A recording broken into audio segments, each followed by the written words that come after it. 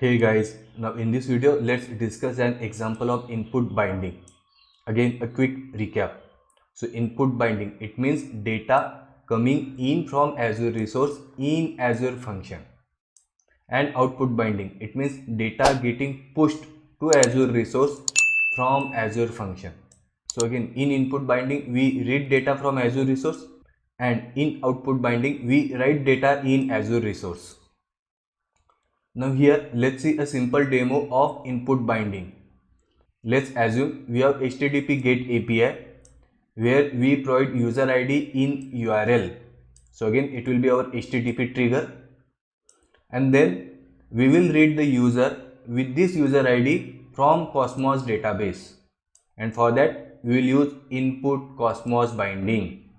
Again guys, for this scenario, though we can write input binding, but of course we can write our own explicit manual code as well.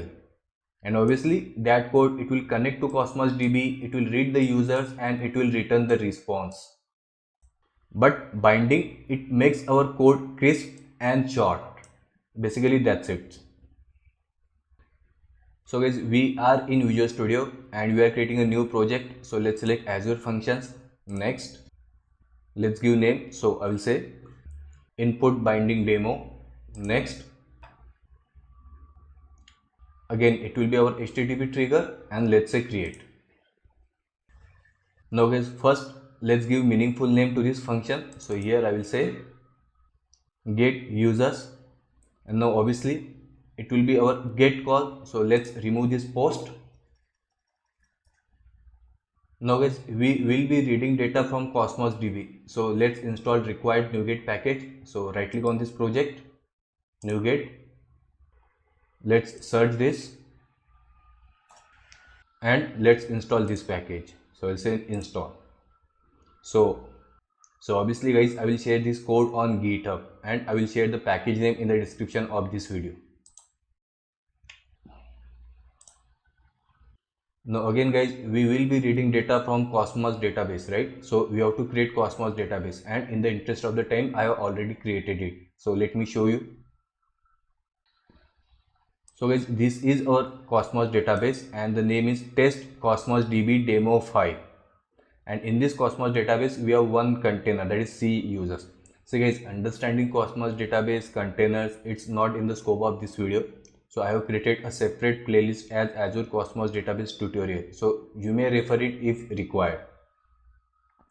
Now in this C users container, under items, as of now we have only one record, that is name Harshal and user ID 1. So we should be able to read this record when we provide this user ID, that is 1. Okay. Now obviously guys, as we will be reading users record, so we have to create corresponding model, right? So here I will say public class user, and I will add corresponding properties, that is just ID and name. Now guys, obviously to read data from Cosmos database we are going to use input binding, right? So I will add that code over here. So after this request I will say comma, enter, and here I will paste this code. So guys, this code is self-explanatory. So this is our input binding for Cosmos database. That means this Azure function will be able to read the records from Cosmos database. But obviously we need to provide the details of Cosmos database. So we have to provide database name, container name, then we have to provide that SQL query, that is the query to read data from this Cosmos database, right? And then here we have to provide Cosmos database connection, and the return type, it will be IEnumerable of type user. So I guess it is self-explanatory, and of course I will share this code on the GitHub as well. Now of course we have to add this connection for this Cosmos database in our local settings file, right? So let's just copy this key. I will open local settings, here comma, I will say Cosmos DB connection, and let's get it from Azure portal. So here I will duplicate this tab. Now on the left hand side, can you see these settings, keys? Let's view this primary connection string and let's copy it and let's paste it over here. Now again here you need to provide the database name, container name and SQL query. So database name is, see this CDB, that means Cosmos database, and then container name is C users. So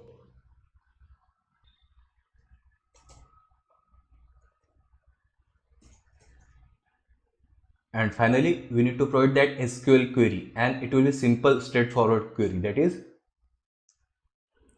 select star from C where c.id is equal to id, and this id, see this highlighted, we will provide in the URL of our get API, right? Now let me just delete this code, and now here we will write our business logic to return the information of the users, right? Now before that let me just make it HTTP request data, and of course we have to fix it.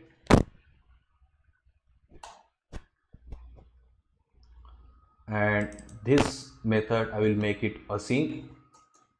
I'll say and now here first let's create OK response. So I'll say where response is equal to, I will say request dot create response, and to this I will say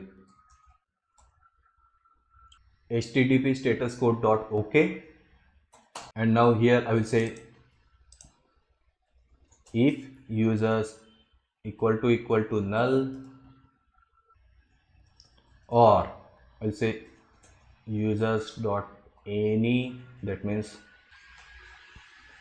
there is no record in this users list. So here I will say response dot status code is equal to not found, and I will update the response as response dot write string async user not found, right? Now if user has been found, here I will say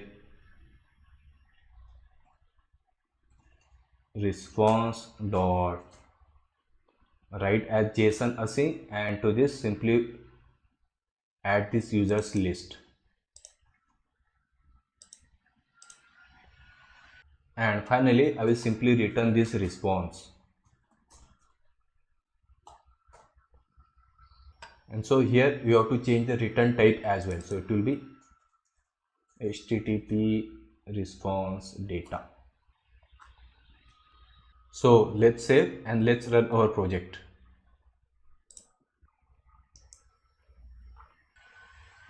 Now let's copy this URL, and before we call it, let's just add a debugger over here, and now let's call this get API. So and here we need to provide the ID as well, so I'll say question mark ID is equal to 1. Let's say enter, and yes, our debugger has been hit, and let's say what we have in this users variable. Yes, it shows count 1, and yes, we can see that record. Now here I will say continue, and yes, we have received the response as well.